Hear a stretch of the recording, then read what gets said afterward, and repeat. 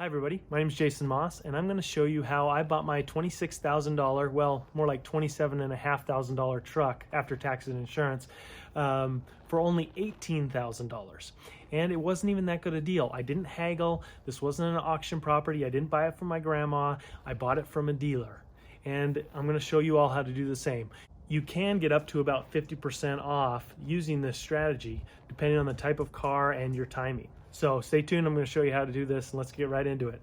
So I was told I probably shouldn't share this topic because it's not real estate related, but the strategies that I'm teaching here are the same strategies that I'm going to use to find a good deal in real estate. I've just applied it to cars. So do you have that perfect car that you're looking to buy, or maybe you're looking to upgrade your car and you just don't want to pay that extra amount? This strategy can really be a way that can push you over the edge and get you to the next level on the car you want.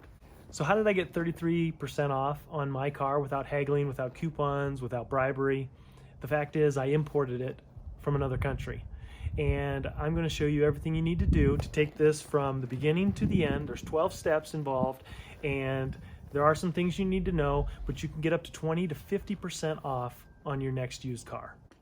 So this is only for real deal hounds. I mean, this is coming from a guy who I wanted a jet ski, and so I went out and bought a fleet of discounted jet skis, marked them up and sold them so I could make some profit, and I kept 2 of the jet skis for myself. So I've got to tell you the craziest story that happened to me the very first time that I did this, and it's 100% true.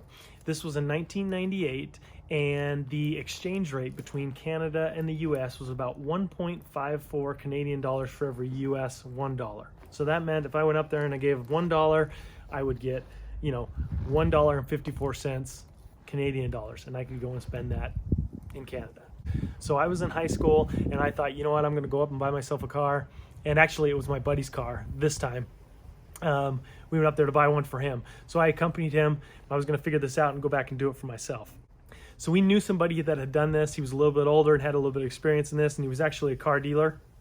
So he took us along and we actually went to the auction with him, and that's not what this video is about. It's not about auction, but we did buy this particular car at auction, and it wasn't an expensive car. It was a very modest, I think it was like $1,000 or something for this car. So, as young teenagers, it was a great deal, and he was excited to get this car. It was nice and clean. It ran, but it probably wouldn't go over 80 miles an hour. And we were driving back after we had bought the car. We're driving back to the Canadian border, and we were probably 3 or 4 hours into the trip.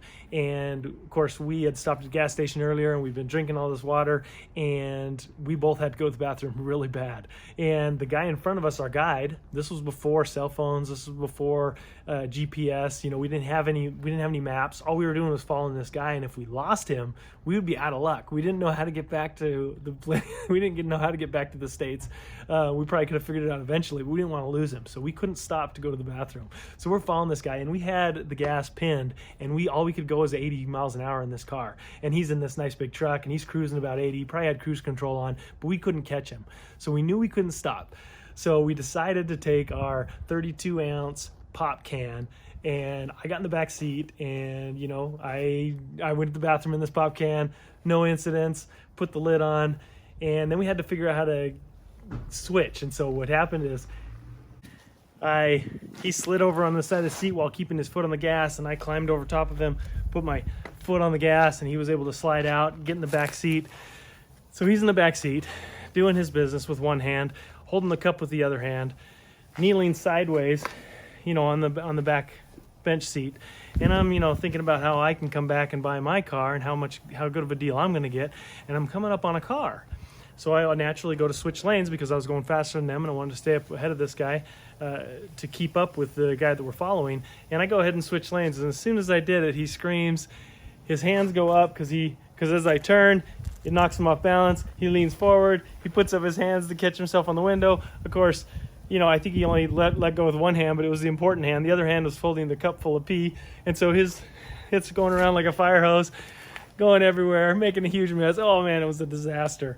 So, you know what? He never let me live that down. Cody, I promise I did not do that on purpose. So I remember around this time, gas prices had dropped low, and at one point they had reached 99 cents. And so big diesel cars and trucks were selling in the States at a premium because people didn't care as much about gas. As the gas prices go up, people get more gas efficiency conscious, and they buy more economical cars. And so this is kind of the market. This is what I'm talking about with real estate. These markets fluctuate. But in the States, the diesel prices were up quite high on trucks, for example, not just diesel, but trucks.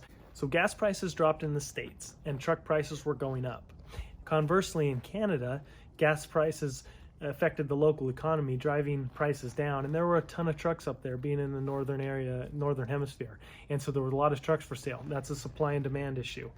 So energy is the single largest subsector of the Canadian economy. It's by far Canada's largest industry. Hundreds of thousands of Canadians depend on the energy sector for their livelihoods.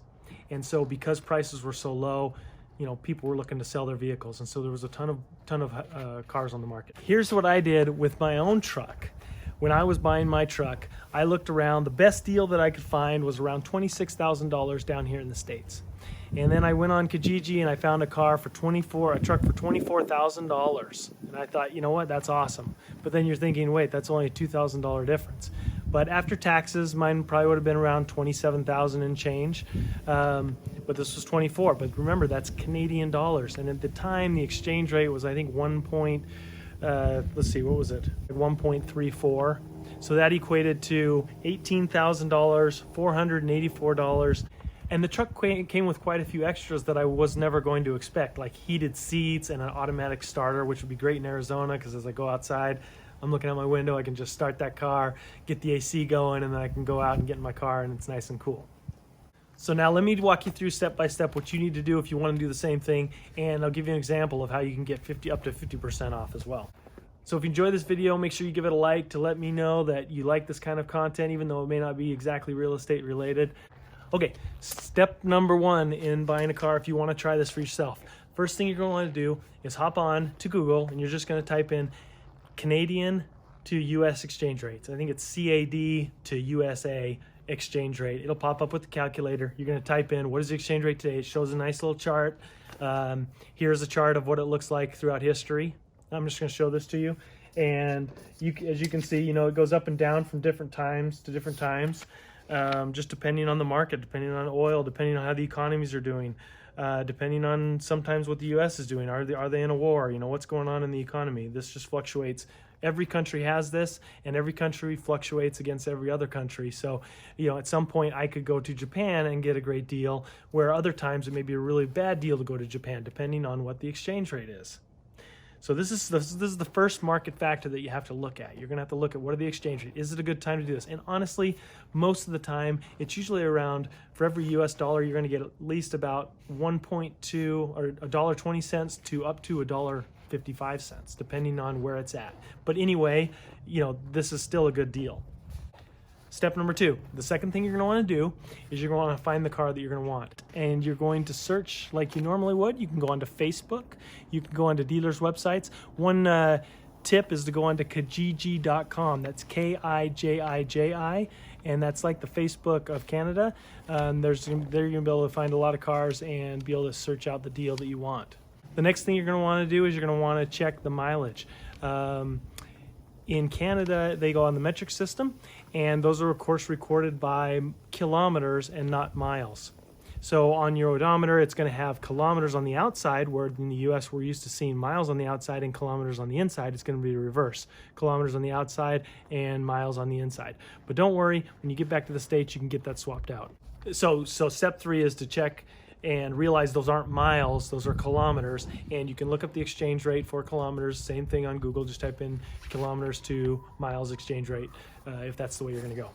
The fourth thing you're going to do is you're going to want to get a copy of the VIN number, and you're also going to want to get a copy of. You're going to want to have the seller look under the hood for the U.S. EPA and the U.S. DOT stickers, to make sure that those are going to be compliant with the EPA standards when you bring those back to the States. Those stickers say that the car is in fact made to the standards that will allow you to bring it back into the States. And if it's not, you may have to make a change, add a catalytic converter, or make some kind of EPA change to make it work in the US.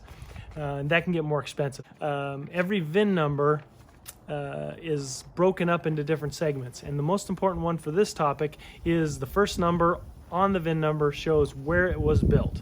And if it says 1, that means it was built in the States. And if it was built in the States, it has all those EPA items already on the car. It was built in the States and then shipped to Canada.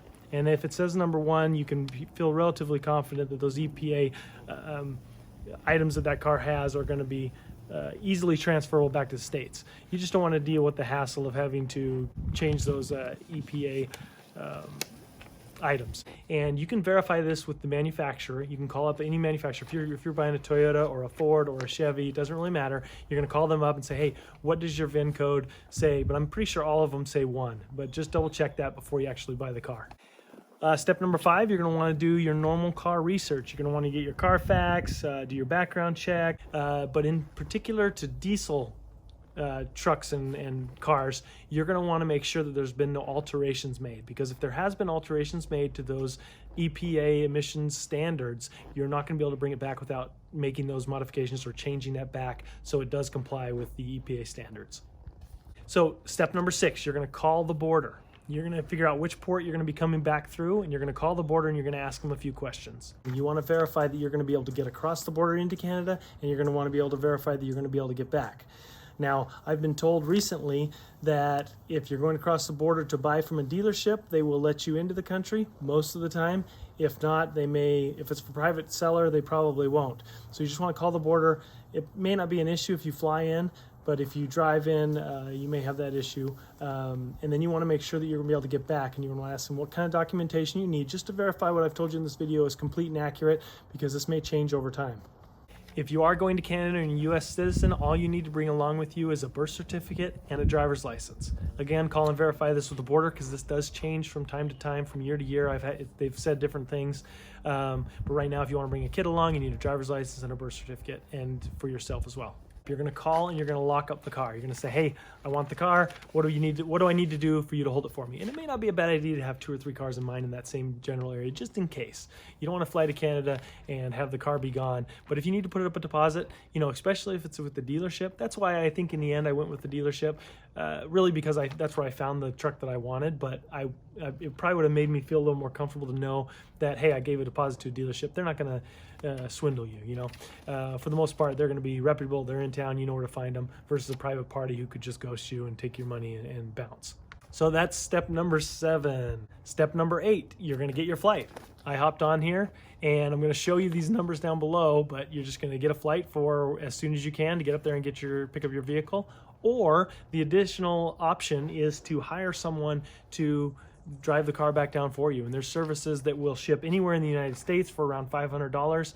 I think when I checked into it, it was around $1,000 to bring it all the way from northern Canada down to Arizona. So you just need to check around with shipping companies if that's the way you want to go. Just budget that in, another $1,000. You're still going to get a great deal. But when I did this, I didn't even get a hotel. I flew in the morning time, I bought my car, and I drove out that night. I didn't even stay. Number 9, I already talked about. You want to bring your birth certificate and your driver's license and verify that you can get across the border. Step number 10, you're going to fly up there, you're going to visit the car. You're going to actually go and actually buy the car. You're going to want to pay in cash or have financing pre-arranged. The dealership in Canada is not going to want to finance you for a car that's coming back to the States. You're going to want to find a U.S. Financing company that's going to be able to finance you or pay in cash. Step number 11, this is probably the most important one, is crossing the border. Now, when you get to the border, you're not going to want to play any games. You want to answer their questions truthfully, and you don't want to joke around. One time we were joking around as we were crossing the border into Canada, trying to go snowboarding. A bunch of punk kids sitting in a car making jokes. They ended up pulling us behind the round back and disassembling our car for the next couple hours because they thought there might be drugs in there, and then saying, oh, you're good to go, and letting us put the car back together. They took out the seats, they took out everything, so just don't play around. When you get there, you're going to want to make sure you give them that temporary registration that the dealer gave to you. The dealer's going to give you a 15-day sticker or an X amount of day sticker, and you're going to want to make sure that you have your name on there and not your company name. Because when you get to the border, they're going to look at the registration and the bill of sale for that matter, and then they're going to look at your documents and they're going to match those up. They're not going to, if it has a company name on there, it could cause problems. I would just wait till you get to the States if you want to transfer it into a company name. Okay, and at the border crossing, they're going to fill out the EPA form. I think it's an H7 form. They're going to give that to you, and then they're going to give that, and then you're going to give that to the DMV when you get to your end location and you end up registering the car. Step number 12 is going to be converting that dash from kilometers, and especially nowadays, it's electronic, so it'll probably be a lot easier than the ones I've done in the past, where they're, it shows the kilometers on the outside and the miles on the inside, and then it shows the total mileage in kilometers. You can get all that swapped out. A lot of the northern states auto mechanic shops are very familiar with this process. Down here in Arizona, a lot of them looked at me like I was crazy. I had to go through a few before I found one that could actually do it. You may need to find someone more experienced if you're in the south, or on your way back through, you may want to stop off, get that odometer switched out, eat some lunch. Well, it may take you a day or so knowing dealerships, but you could get that done there, or you could get it done later, or you could just deal with it if you don't mind. So here is a deal that I found just today. This took me about 30 minutes, not even 30 minutes. It was probably 15 minutes, and I had this deal, and it shows how you could get 50%, up to 50% off, depending on what the market exchange rate is at that time.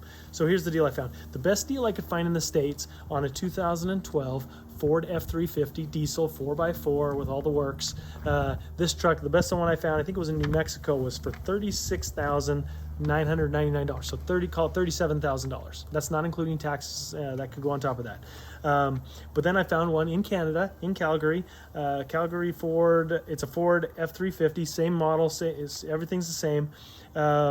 It actually had very similar mileage on it. It was actually just a little bit less on the mileage. I think it was 200,000 kilometers, which is like 110 or 112. I'll put up the number here on what that converts to. But it's going for $27,991. But now remember, that's Canadian dollars, not US dollars. So you have to make the conversion. After the conversion, that's really $21,924.58 of US dollars. So that's that conversion rate. I think today's rate is 1.28. So for every $1 of US dollars, you get 1.28 Canadian dollars. The highest I've ever done this with is at 1.5. I think it was 1.54 or something. No, it was just over 1.5. So I looked up a flight, and the flight is going to cost me $76.10. I looked up how much gas, I calculated the miles and how much gas it's going to cost me. It's going to cost me around $268. I'm going to round that up to $300 because I'm going to want to get a burrito or something at the gas station.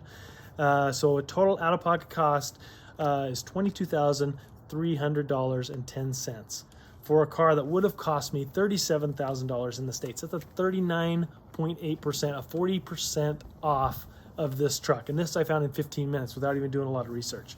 And the exchange rate is only 1.28 versus 1.5, which if the exchange rate was 1.5, this truck, this particular example, would have been more than half off, 50.1% off of the best price I could find here in the States. So depending on when you time the market, you can get a great deal. So I said this wasn't really about buying properties at auction, but you can find a dealer. Now, you're not going to go to your big Toyota dealership. You're going to find a small dealer that is looking for extra clients, and you're going to ask him if he can go to the auction for you and bid.